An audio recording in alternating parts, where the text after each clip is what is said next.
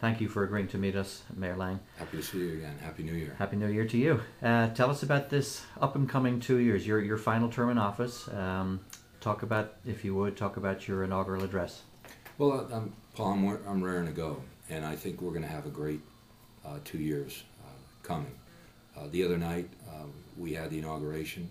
We had, I think, a very uplifting ceremony. We had children from all over the city performing or participating in the inaugural, and I would urge anyone who is tied into the New Bedford cable system to watch the inauguration. You'll see the most talented kids, whether they were the third graders from Gomes and Campbell and Lincoln School that participated in the Pledge of Allegiance, or whether it happened to be the Showstoppers or the All-City Choir or the Jazz Choir or the Show Choir, whether it happened to be the Voc Honor Society. We just have fantastic young people. The Junior ROTC participated. So you see the future right there, and that's what I look at, and that's what makes me so enthusiastic about the city. In addition, we had our elected officials, public servants at the city. We had the honor guards from the Junior ROTC, the Veterans Transition House, and the police there. And I gave a speech, I think, that was extremely, I would hope, frank, but practical, but also very optimistic, because I think that the facts are that the city has tremendous momentum. You can see it throughout the city. The different projects that are going on in the city, I think, will produce great numbers of construction jobs and then real permanent jobs once facilities are built, or residential property that's very important for the city to have the city continue to grow and expand. I think that New Bedford traditionally has felt a recession first and recovered last. I think that we've maintained our stability. We've maintained constant momentum through this last 2.5-year period, which has been difficult. And now we're poised for tremendous growth and opportunity. And whether it happens to be in the south end or downtown or the near north end or the north end itself, there are going to be projects all over the city. And it's going to be a very, very good thing for future growth, for tax base expansion, and for jobs.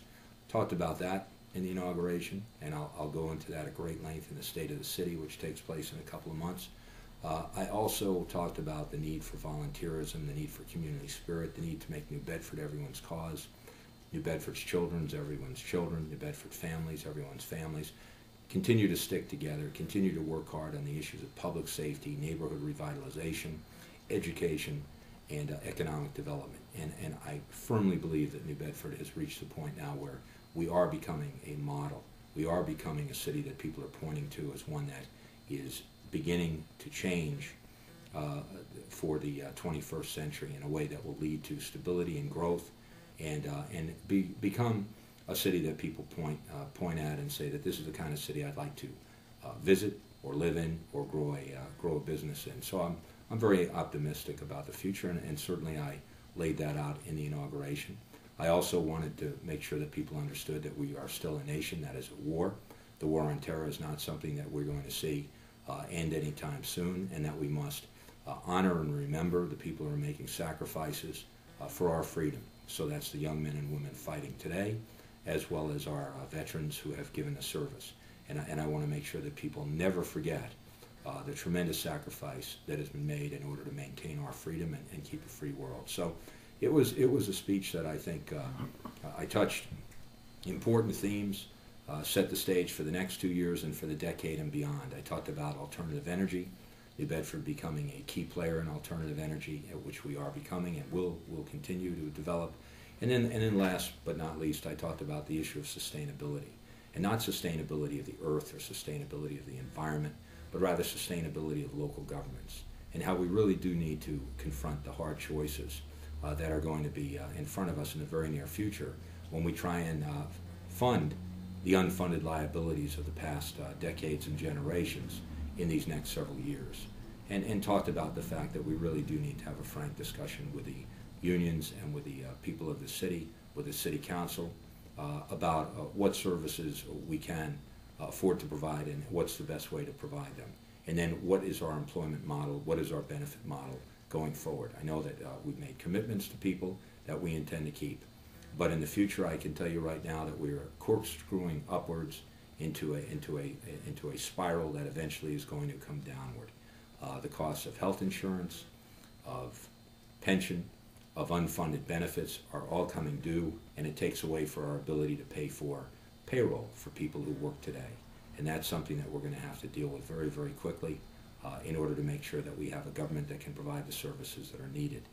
This is a city that needs to expand. This is a city of 100,000 people that needs a city government that can provide the services to have a city that's viable, that's vibrant, and that is economically sustainable for future generations.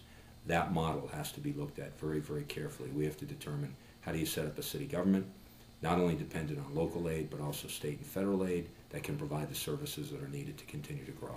So when might discussions with the relevant parties begin in all of this? They actually have begun across the board with different employee unions as well as with leaders, especially on the state and federal level. I've had extensive conversations to try and figure out how we can come up with a model that actually pays as we go.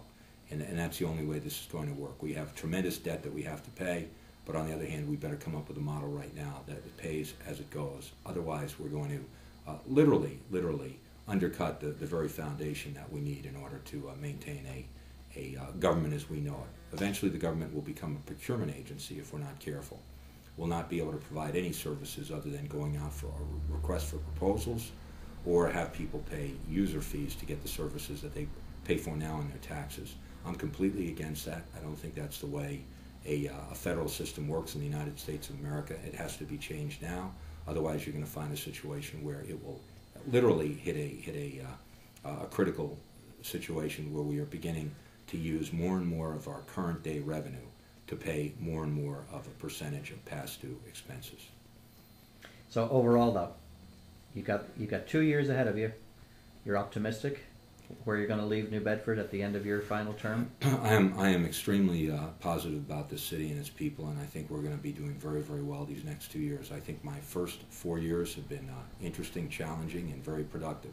I think we'll do more, get more done in the next 2 than we did in the first 4. So I have no doubt whatsoever that 2 years from now, whoever the next mayor is going to be coming into a city that has tremendous momentum and growth, and we'll get all the cooperation that I can possibly give to make sure that New Bedford continues on its upward trajectory. Thank you very much.